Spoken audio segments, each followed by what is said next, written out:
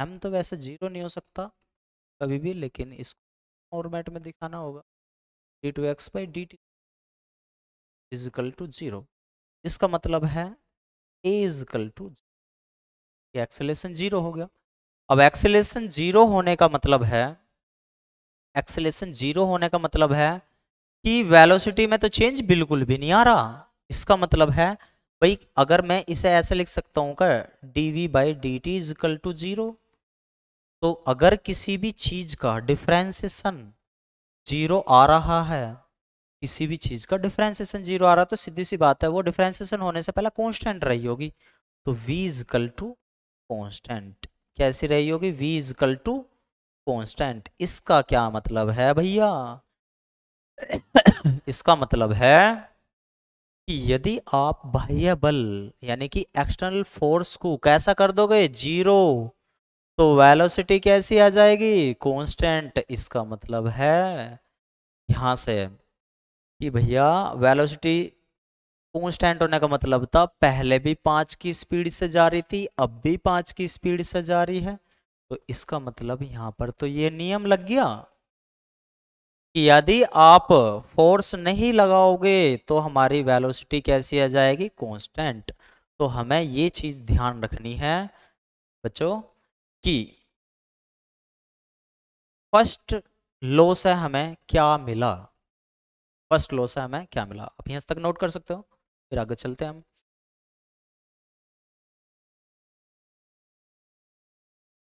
तो हमें first law से मिला, फर्स्ट लॉ से एक बात मिली भैया, फर्स्ट लॉ से हमें एक बात मिली, क्या, कि v is equal to constant. क्या मिली, v is equal to constant, या फिर a is equal to zero. a is equal to zero, इसका मतलब एक्सेलेरेशन बिल्कुल जीरो है, यानी कि उसमें कुछ भी, पहले भी 5 की स्पीड से जा रही थी, 5 मीटर पर सेकंड की स्पीड से, और अभी भी वो कितने की स्पीड से बनी हुई है, 5 मीटर पर सेकंड की स्पीड से बनी हुई है। लेकिन सबसे ज्यादा इफेक्ट किस चीज ने डाला, सबसे ज्यादा इफेक्ट इसका भैया फोर्स ने डाला, एफ एक्सटर्नल ने। क्यों, क्योंकि एफ एक्सटर्नल को जीरो करना पड़ेगा आपको जब ये सारा सिचुएशन बन के आएगी। ठीक है, तो आपको आई होप समझ में आ गई होगी कि फर्स्ट लॉ से हमें दो चीजें देखने को मिली, ये मुझे जरूरत पड़ेगी इसकी इनर्शियल और नॉन इनर्शियल फ्रेम में, कि न्यूटन के फर्स्ट लॉ में वेलोसिटी कैसी रहती है, कांस्टेंट, और एक्सेलरेशन कैसा होता है, जीरो। याद रखना, त्वरण कैसा रहेगा, जीरो, वेग कैसा रहेगा, नियत। तो इन चीजों की मुझे जरूरत पड़ेगी आगे। ठीक है, आगे बढ़ते हैं। याद लिख लो यहाँ पे, लर्न, ये चीज याद रखनी है अच्छे तरीके से। ठीक है, आगे बढ़ते हैं।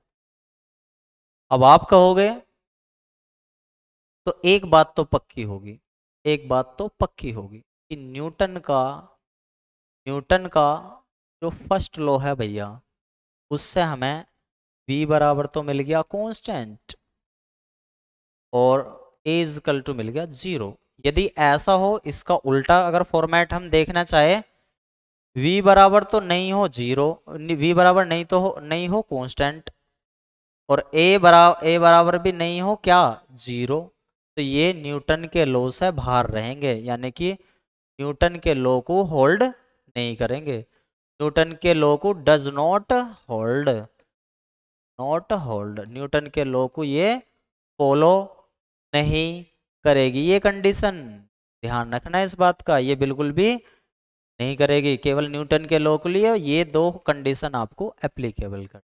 ठीक है, मुझे इसकी जरूरत पड़ेगी इनर्शियल और नॉन इनर्शियल फ्रेम में। ठीक है, आगे बढ़ते हैं, न्यूटन के सेकंड लॉ को देखते हैं अब, न्यूटन के न्यूटन के सेकंड लॉ को, सेकंड लॉ को, यानी कि द्वितीय नियम, द्वितीय। अभी आप समझ जाओगे न्यूटन का सेकंड लॉ। अगर मैं आपसे कहूं न्यूटन का सेकंड लॉ डेफिनेशन दिखाता है, अगर मैं कहूं आपसे P इज इक्वल टू, एक सेकंड, कहूं कि F is equal to d p by d t, एफ is equal to d p by d t. आप कहोगे P क्या है यहाँ पे, आप कहोगे P तो भैया हमारा मोमेंटम है। क्या है भैया, मोमेंटम है, इस संवेग है। ठीक है, F क्या है यहाँ पे, आप कहोगे बल है, फोर्स है। ठीक है भैया, तो अभी मैंने आपको क्या बताया था कि न्यूटन का सेकंड लॉ, न्यूटन का सेकंड लॉ किसको बताता है, मोमेंटम में चेंज को बताता है, यानी कि संवेग में परिवर्तन को बताता है। और फोर्स की डेफिनेशन भी क्या होती है, अगर मोटे तौर पे आपसे कोई पूछने लग जाए फोर्स की डेफिनेशन बता दो भैया, फोर्स की ये है डेफिनेशन, एक्चुअल डेफिनेशन।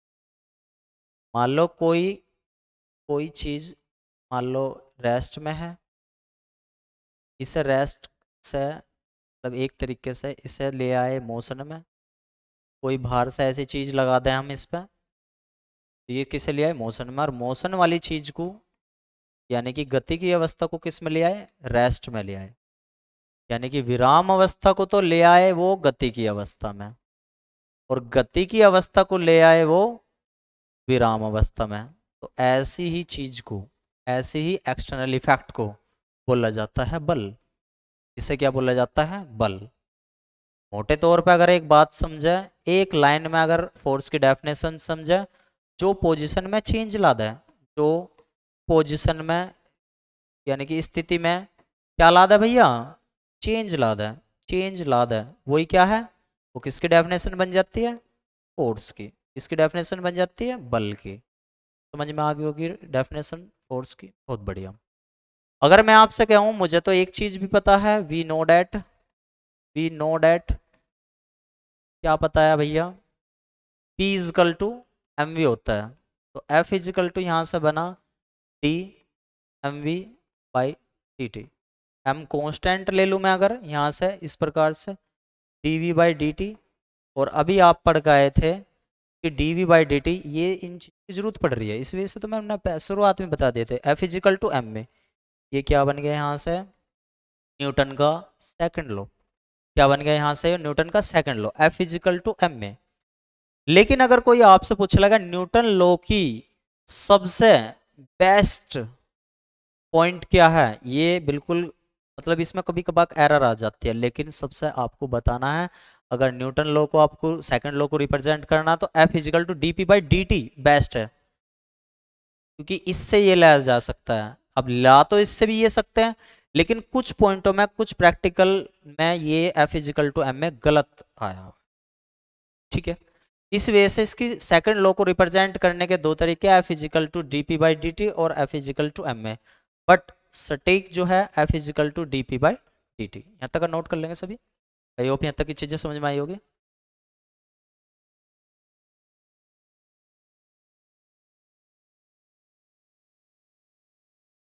ठीक है, तो मेरी बात चल लेती है, यानी कि न्यूटन के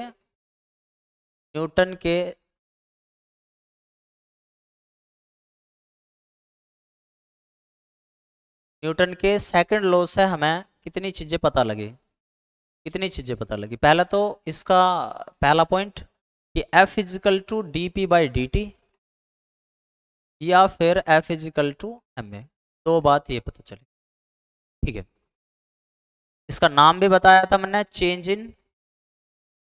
इन मोमेंटम, चेंज इन मोमेंटम लो, संवेग परिवर्तन, संवेग परिवर्तन का नियम भी बोला जाता है ऐसे। ठीक है, आगे बढ़ते हैं।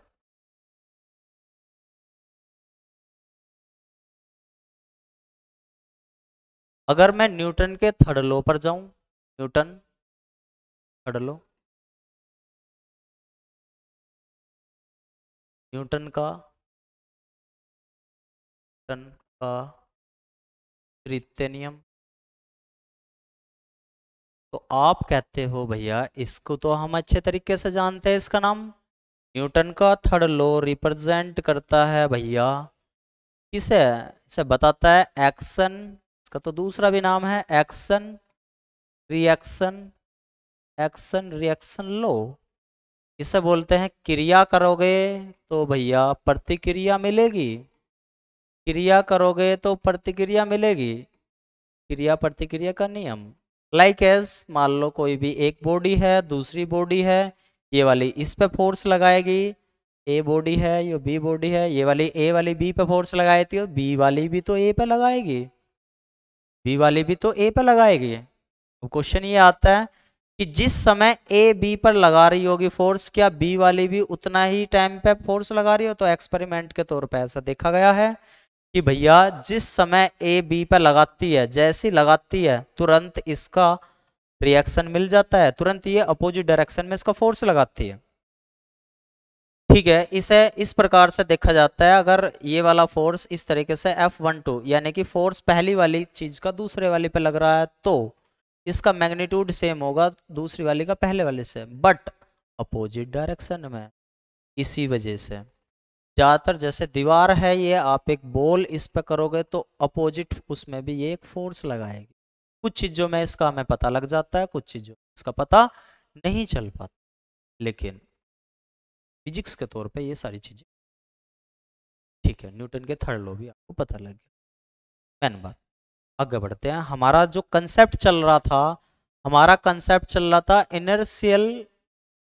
Inertial reference frame. देख लो, इनर्शियल रेफरेंस फ्रेम के अंदर ही बहुत सारी चीजें हमें मतलब और आगे लेकर चली गई, यानी कि जड़त्व, निर्देश तंत्र। अब आपको ये अच्छे से समझ में आ जाएगा कि इनर्शियल रेफरेंस फ्रेम क्या होता है। पहला पॉइंट बहुत ज्यादा इंपॉर्टेंट है, पहले ही खत्म कर दे रहा हूं इसे, जो है कैसे खत्म कर दे रहा हूं, ये ओबे करेंगे, ओबे करेंगे न्यूटन के लॉ को, यानी कि इनर्शियल रेफरेंस फ्रेम जो है न्यूटन के नियम का पालन करते हैं, नियम का पालन करते हैं, पालन करते हैं। और स्पेशली कौन से नियम का पालन करते हैं? तो स्पेशली करते हैं न्यूटन के फर्स्ट लॉ का। कौन से लॉ का भैया? न्यूटन के फर्स्ट लॉ का। फर्स्ट लॉ को स्पेशली करते हैं। न्यूटन के फर्स्ट, जब तो भैया एक बात बताओ, न्यूटन का फर्स्ट लॉ किस चीज को लेकर बना हुआ है? तो वो डेफिनेशन दिखाता है भैया किसकी? इनर्शिया की। इसकी इनर्शिया की, जड़त्व की। तो भैया इसी वजह से यहाँ भी तो इनर्शियल आया हुआ है, तो सीधी सी बात है न्यूटन का फर्स्ट लॉ तो इसमें फॉलो होगा ही होगा। तो कहने का मतलब इनर्शियल रेफरेंस फ्रेम में जब न्यूटन का फर्स्ट लॉ फॉलो हो रहा है, तो एक बात तो पक्की होगी कि न्यूटन के इनर्शियल रेफरेंस फ्रेम में वेलोसिटी कैसी रहेगी? भैया न्यूटन के फर्स्ट लॉ में कैसी थी वेलोसिटी? कांस्टेंट थी। तो सीधी सी बात है यहां भी वेलोसिटी कैसी रहेगी इनर्शियल रेफरेंस फ्रेम में? कांस्टेंट रहेगी। दूसरा एक्सेलेरेशन कैसा रहेगा? ए तो भैया 0 रहेगा। ए तो कैसा रहेगा भैया? 0 रहेगा। इसका मतलब है इसमें इनर्शियल रेफरेंस फ्रेम के अंदर हम वे सारी चीजें लेकर चलेंगे जो एक सेकेंड, यूनिफॉर्मली मोशन कर रही है, यूनिफॉर्मली मोशन कर रही है, यानी कि एक समान रूप से गति कर रही है, एक समान रूप से गति कर रही हैं। यानी कि पहले भी इसकी स्पीड 5 मीटर पर सेकंड थी, अब भी इसकी स्पीड 5 मीटर पर सेकंड बनी हुई है। तो इसका मतलब हो गया भैया यहां से कि जितने भी इनर्शियल रेफरेंस फ्रेम होते हैं इस बात को फॉलो करते हैं। तो अब आपको अच्छे तरीके से समझ में आ गया होगा कि मैंने इसमें न्यूटन के लॉ आपको क्यों समझाए थे, क्योंकि ये एक बेसिक कंसेप्ट था। मैंने आपसे वादा किया है कि मैं सारी चीजें आपको बेसिक टू एडवांस लेकर चलूंगा। जब आपको एक चीज में डाउट तो बहुत कम केसेस में आपके छोड़ेंगे, सारी चीजें बेसिक टू एडवांस, और अच्छे से हम अपने मार्क्स को भी देखेंगे और नॉलेज को भी अच्छे तरीके से करके जाएंगे। ठीक है, बहुत बढ़िया। 5 मीटर पर सेकेंड, ये तो आपको समझ में आ गया, यहाँ तक आप नोट कर लेंगे बहुत अच्छे तरीके से। ठीक है, आगे बढ़ते हैं। अच्छा, मैं अगर आपसे कह लगूं कि भैया जिसमें वेलोसिटी v तो हो जाती है कांस्टेंट, v तो हो जाती है कांस्टेंट, यानी कि वेग कैसा हो जाता है, इसका नियत हो जाता है। और या ऐसा ऐसा भी तो लिख सकते हैं भैया, dx/dt इजिकल टू कांस्टेंट, ऐसा भी लिख सकते हैं। पहली चीज तो ये होनी चाहिए। दूसरी चीज a इजिकल टू 0, यानी कि इसे ऐसे भी लिख सकते हैं dv/dt इजिकल टू 0। इसको ऐसे भी लिख सकते हैं d2x/dt स्क्वायर इजिकल टू 0, ऐसा लिख सकते हैं। इसका मतलब है a बराबर 0 का होने का मतलब है भैया वो उसमें एक्सेलेरेशन तो बिल्कुल भी ना हो रहा, एक्सेलेरेशन तो इसमें बिल्कुल भी ना हो रहा है, यानी कि त्वरण, यानी कि एक्सेलेरेशन, एक्सेलेरेशन इसमें बिल्कुल ना हो रहा है। तो इसका मतलब हुआ भैया जिसमें एक्सेलेरेशन ना हो रहा है उसे क्या कहेंगे, उसे तो हम अत्वरित कहते हैं। क्या कहते हैं भैया, अत्वरित कहते हैं, अत्वरित। और इंग्लिश में इसे बोलते हैं अनएक्सेलेटेड, अनएक्सेलेटेड, अत्वरित। क्या बोलते हैं इसे हम, अनएक्सेलेटेड। तो इसका मतलब एक बात पक्की पता चल गई कि इनर्शियल रेफरेंस फ्रेम में हमें वे चीजें रखनी है जो अनएक्सेलेटेड शो करेंगी, अनएक्सेलेटेड शो करेंगी। इस बात को ध्यानपूर्वक से समझ लेना आप। ठीक है, ये पॉइंट आपको अच्छे से समझ में आया होगा कि अनएक्सेलेटेड की ये भी कंडीशन हमारी फॉलो होती। आगे बढ़ते हैं, इसी के कंसेप्ट को आगे बढ़ाते हैं। ये इसी के पॉइंट चल रहे हैं हमारे, अभी मैं इकट्ठे कर दूंगा इन सभी पॉइंटों को। अब दूसरी चीज, अभी ये इनर्शियल फ्रेम के चल रहे हैं, निर्देश तंत्र के चल रहे हैं। दूसरी चीज, जब कोई भी चीज गोल गोल घूमती है, कोई चीज गोल गोल घूम, मतलब रोटेशनल,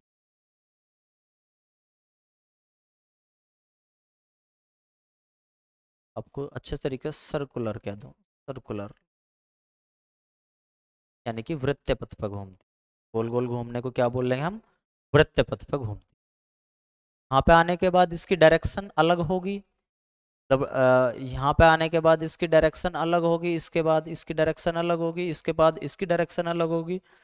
तो डायरेक्शन चेंज होने से, डायरेक्शन चेंज होने से भैया, यानी कि दिशा में परिवर्तन होने से, दिशा में परिवर्तन होने से, दिशा में परिवर्तन होने से भैया किस में भी चेंज आएगा, वेलोसिटी में भी, वेलोसिटी में भी, वेलोसिटी में भी, वेग में भी चेंज होगा। जब वेग में भी चेंज होगा तो उस वाली चीज को हम बोलते हैं एक्सीलेटेड, एक्सीलरेटेड, यानी कि त्वरित बोलते हैं।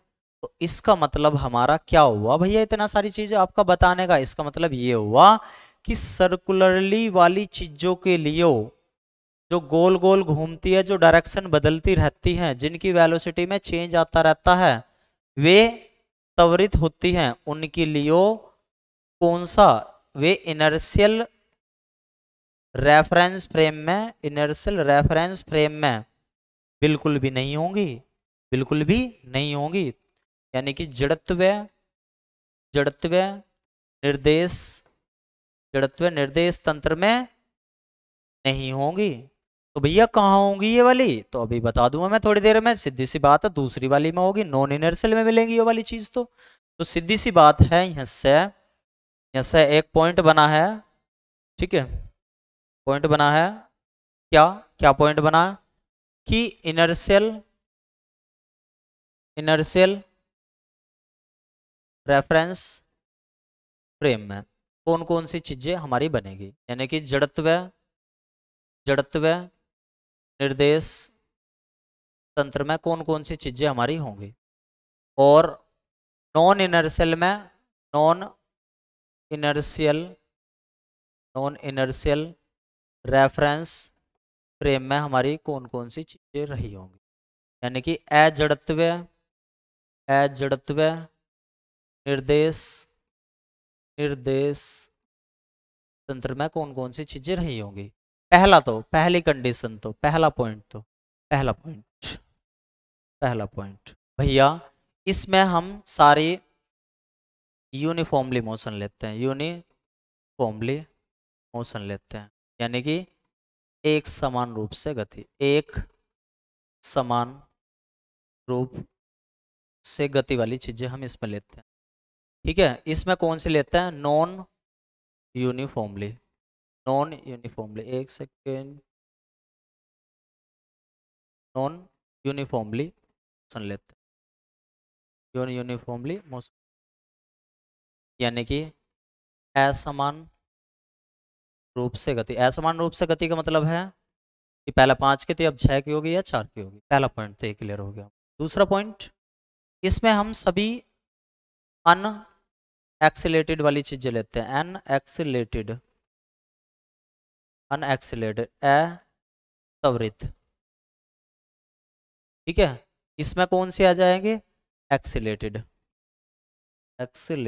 यानी कि इसमें सभी हमारी त्वरित वाली चीज, क्योंकि इसमें चेंज हो रहा है वेलोसिटी में। ठीक है, इसमें हमारी आ जाती है नॉन रोटेटिंग वाली, यानी कि घूमनी भी ना चाहिए भैया, घूमते डायरेक्शन चेंज हो जाएगा, डायरेक्शन चेंज होने से उसमें एक्सीलेशन हो जाएगा। और भैया इसने क्या क्या रखा, नॉन एक्सिलेटेड चाहिए, अत्वरित चाहिए, तो घूर्णी वाली चीजें भी मतलब इसमें चाहिए।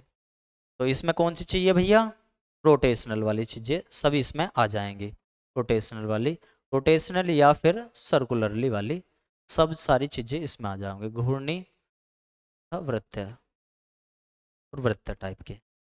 ठीक है, इसमें भैया कौन सी होनी चाहिए, तो भैया इसमें ज़्यादातर फॉलो करती है स्ट्रेट पाथ वाली चीज़ें, स्ट्रेट पाथ वाली सारे, यानी कि सरल रेखा में गति, सरल रेखा में गति, इसमें पढ़ेंगे हम इनर्शियल में। और इसमें हम कैसी बताई मैंने, रोटेशनल या इस तरीके से। तो आपको ये एग्जाम, और इसका एक एग्जाम्पल अगर देखने लगे हम, तो स्ट्रेट पाथ पे कोई भी गति होगी, यानी कि स्टडी एयरक्राफ्ट कह सकते हैं, एयरक्राफ्ट यानी कि स्थाई स्थाई स्थाई उड़ान भरता वायुयान, ये इसमें देख लेंगे। और इसके लिए जैसे एक वो मैरी गो राउंड होता है, मैरी गो राउंड यानी कि झूला जिसे बोलते हैं, झूला हिंदी में झूला, वे इसमें सब आ जाएंगे। तो यहाँ तक एक बार और बताता हूँ यूनिफॉर्मली, ये अब आप अच्छे तरीके से समझ गए इन चीज़ों। अच्छा, एक मेन बात और है, ये होल्ड करेंगे न्यूटन लॉ को, न्यूटन्स लॉ को होल्ड करेंगे ये, और ये does not hold Newton law.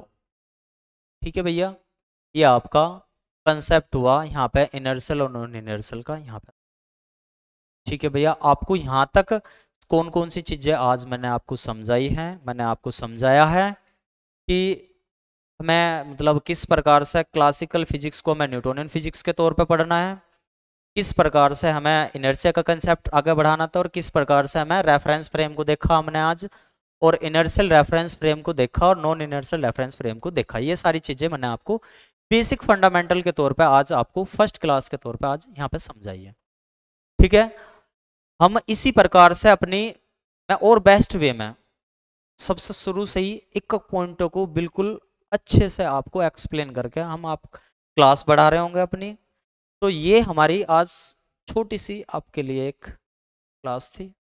तो धीरे धीरे हम आगे ऐसे ही चीज़ों को बढ़ाते रहें। जिस किसी बच्चे को भी एरर या कोई भी मतलब दिक्कत समस्या आ रही हो, मैं सर से बात करके और आपको बता दूँ। उस तरीके से आपका एक ग्रुप बनाकर आप ग्रुप पे अपनी प्रॉब्लम सॉल्व पे मिल जाएगी आपको प्रॉब्लम। ठीक है, सॉल्व करने को मिल जाएगी। तो यहाँ तक आपका बहुत अच्छे तरीके से देख लेंगे। तो आज के लिए इतना ही। Okay, thank you.